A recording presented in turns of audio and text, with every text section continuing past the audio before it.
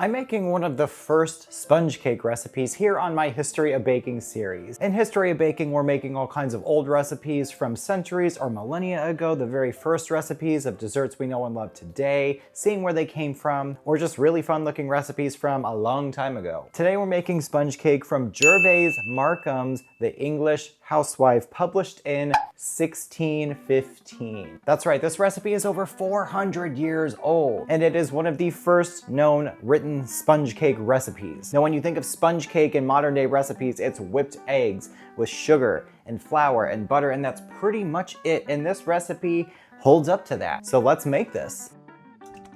I'm going to read the actual written recipe. To make biscuit bread, take a pound of fine flour and a pound of sugar, finely beaten and soused. Mix them together, then take 8 eggs and put 4 yolks and beat them very well together. Then strew in your flour and sugar as you are beating it by a little at once. It will take very near an hour's beating.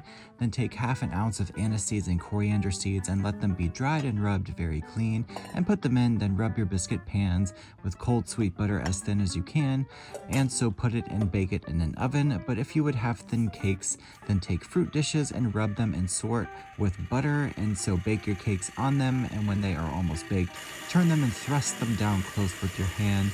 Some to this biscuit bread will add a little cream and is not amiss, but excellent good also. That is the old written English recipe from the 1600s. I beat my eggs and egg yolks together and then added the flour and sugar.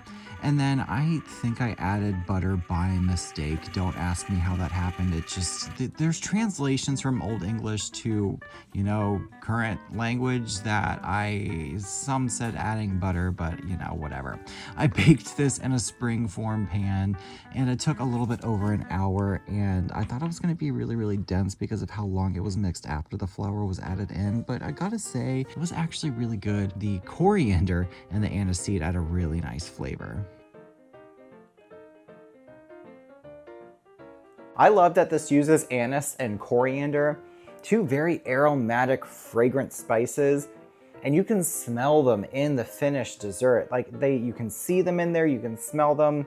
And I love the texture of this. This rose so nicely. And considering, back then in 1615, you had to beat this for an hour, it's crazy when you think about how many tools and how many accessories we have today that make baking so much easier and more accessible. All the shortcuts we have that modern day technology gift us. And back then, when people were just making these things for the first time and discovering these recipes and had to do it all by hand, I don't think we take a moment to realize how much we take for granted today in the kitchen. Nearly an hour's beating for this normally? My God. But that being said, I am very excited about this one.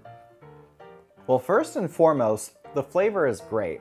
The anise and the coriander, it's immediately what you get, and that's not shocking considering that is the flavoring that is in here. The texture is really nice.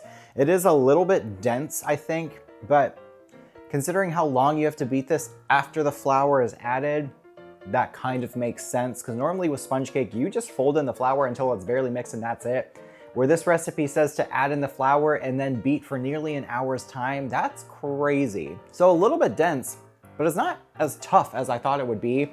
Normally when you think about mixing flour that long, you think it's gonna be bready and really, really tough.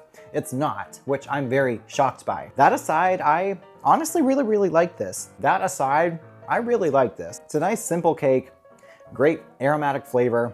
I love the brown crust and the spongy center. And then to think about how this is over 400 years old, that's really neat. I'm sorry, that's really cool. Don't forget to like, comment, and subscribe, and watch the rest of my History of Baking series. I'll see you guys next time.